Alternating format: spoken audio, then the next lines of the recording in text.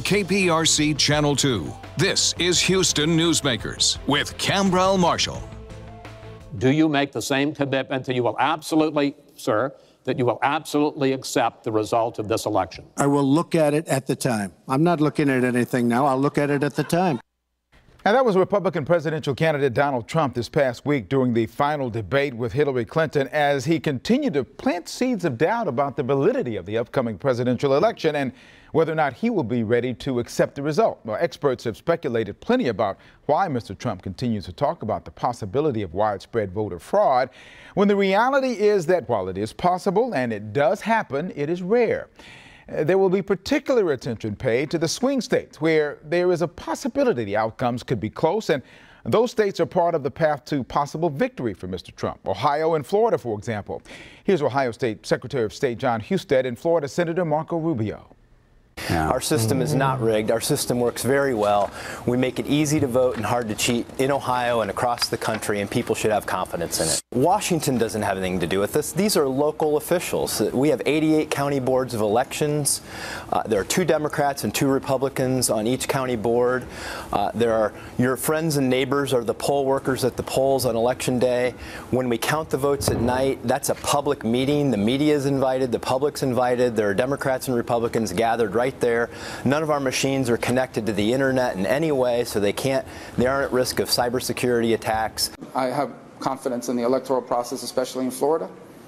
Our elections in the state are conducted across 67 individual counties. In addition, our governor is a Republican. He appoints the individuals who run the Department of Elections. President Obama weighed in as well. There's clearly no love lost between the president and Mr. Trump, and this was another example of that. There are places like Florida, for example, where you've got a Republican governor who's a Republican appointees are going to be running and monitoring a whole bunch of these election sites. The notion that somehow if Mr. Trump loses Florida, it's because of those people that you have to watch out for, that is both irresponsible and, by the way, doesn't really show the kind of leadership and toughness that you'd want out of a president. You start whining before the game's even over. Well, Stan Stanart is the Harris County Clerk. He's responsible for making sure the election in Harris County runs as smoothly as possible. Good morning, Stan. Good morning. Always good to see you. Good to see you. So you ready? Yes, we are. What kind of challenges have you put into place or anticipated that you might have before this election? Well, huge turnout. 1.4 million voters is what we're expecting for this election. And 1.2 is the last presidential. You know, huge increase. That is a little bit different, and also differently is this talk about the possibility of rigged voting. You've heard it. What is your take on the myth and the reality as it concerns the possibility of voting being able to be rigged in any way, shape, or form? Well, the voting machines are very secure. But we did have 2 cases in the primary of voter fraud, where we have indictments returned from the grand jury in Harris County. Now, you look at Project Veritas, all the things they have shown, I think does show a potentiality of fraud happening in our system. So for people to be skeptical is a good thing. Now, in Harris County, I want to ensure the voters the integrity of our voting machines. Like they said, we're not connected to the internet. We have many layers of security in our whole processes to secure the vote. But we've got to be on our toes. You know, it's good for people to question the systems, so it keeps people, the election officials, on their toes doing the process. And having poll watchers involved, people, you know, watching the process is a great thing, because that's how those 2 people were caught, is other people at the polls caught those people doing voter fraud in the primary this year.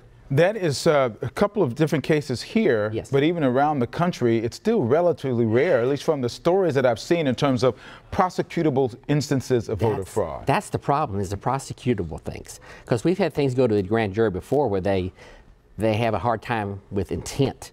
We do have many cases of where we suspect voter fraud in our ballot by mail process. But to get to where we can get an indictment is a whole different case, because you've got to actually then find the exact person who's doing it, because it's obvious there's something going on. But to be able to prove it so we can get the conviction, that's where the difficult part is. A part of this past year, there have been a lot of lawsuits. Voter ID laws have been challenged all around. What's been changing here? What's changed here as a result of all the court stuff that's going on? What should voters be aware of about any kind of changes, if any? Well, the change is for only a very minute piece of our population.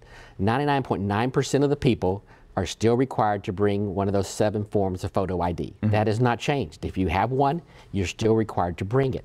It's only for those small number of people who do not have one of those existing forms of ID that there is an accommodation now at the law that we can accommodate them at the polls. Let's talk about the forms of ID that people need. And we're starting with the Texas driver license. Now, that's one of them. And that's kind of basic. Everybody kind of knows what that's all about. Correct. Then we have something called the Texas Election ID certificate. What's that? That's for people who did not have one of the existing 6 forms of ID.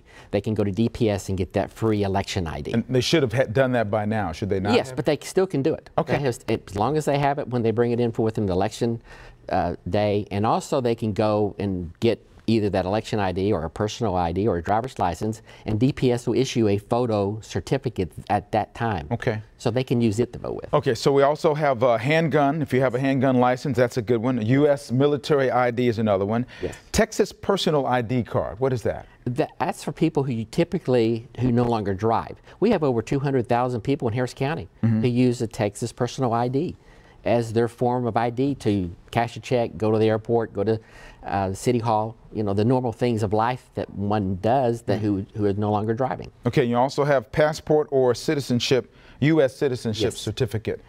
Those are the other two things. Yes, they must have a photo, and a lot of the expiration dates have been extended. They used to be, you know, a short amount of time. Now it's up to 4 years on many of those IDs. The other thing you talked about is something new, and that is if you don't have those forms of identification, now you're asked to sign something called a declaration of reasonable impediment or difficulty, something like that.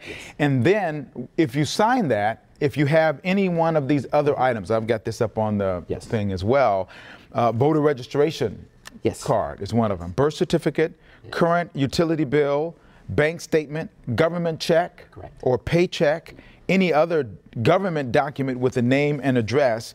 If you have any one of those and sign that declaration, then you can vote. Well, the declaration says you do not have one of those 7 forms of photo ID. Right. And that you don't possess it and you have a reasonable impediment to not obtaining one of those. And like I said, 99.9% of our voters do have one. We know they have it. They've been voting with it. So if you voted previously in an election and think you can come to and vote without, without using that ID you've used before, I think don't get in trouble. We don't want our voters to get in trouble. If you have one of the 7, please bring it and vote with it. I know there have been some court filings as well about the possibility from your office that some people were accusing your office of intimidating people by saying that if you have to sign one of these documents, we're going to do some research on you or something to that effect. What happened? What brought that about, and what's the disposition of that? Here's what I don't want our voters to get in trouble.